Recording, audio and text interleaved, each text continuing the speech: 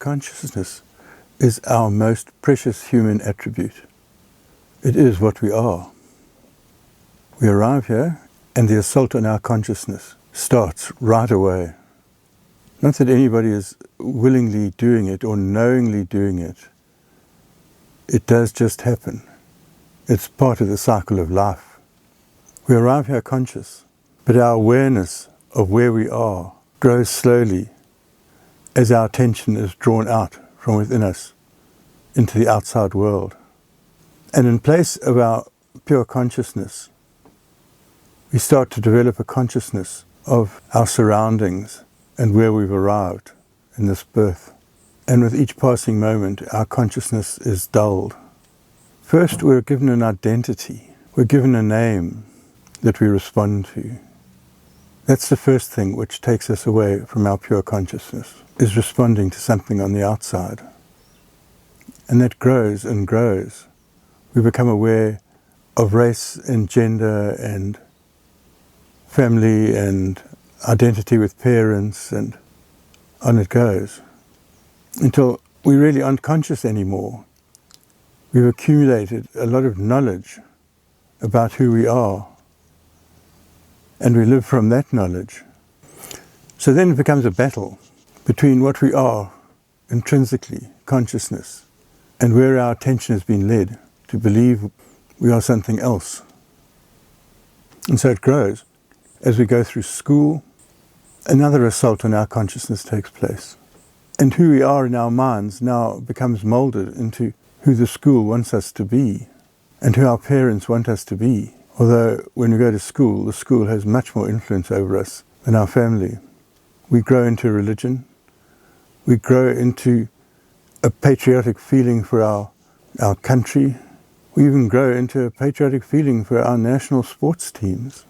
By the time we finish school, we have no idea what or who we are. We just have a learnt idea of who we are. Now we've been set up to know who we are via information fed into us. That information is manipulated and further solidifies the picture we have of ourselves, our identity, and people and events are assaulting us from every direction in order to use us. We end up with a ruling class and a lot of working class people of various skills, from the trash collector to the brain surgeon, but all totally removed from consciousness. The strategy of the world is constant bombardment with what they want us to see the world as and respond to it in a desired way. And so we go through life. Most people reaching the end, never having recovered their consciousness. They've missed out on the very purpose of human life. What we want to do is regain consciousness, again become aware, consciously aware, and have control of our attention. Our purpose at the end of life is really to end it absolutely conscious, aware, and with our attention in our control. So that is our history to this point.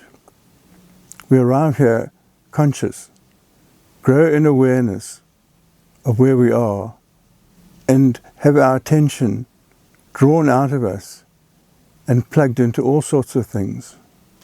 What we want to do to find peace and happiness within ourselves is to regain our conscious awareness and be able to control our attention and where it goes.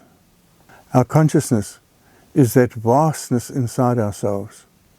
Our awareness is seeing everything as it is, unmodified by thoughts.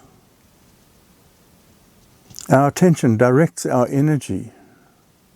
We need to direct our energy, not have somebody else direct it.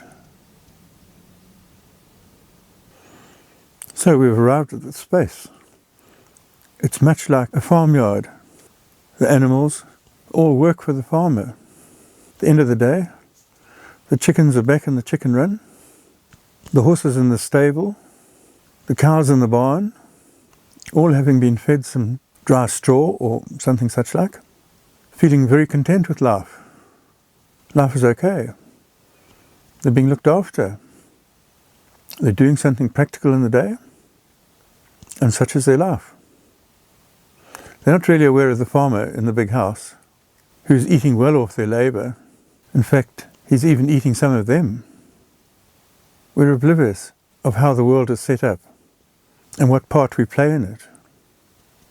Most people live the life of a farm animal.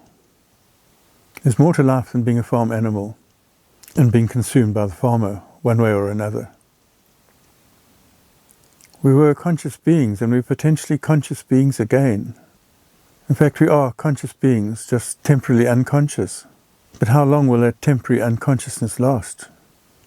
We want to regain our conscious, aware attention and live as the conscious being we are.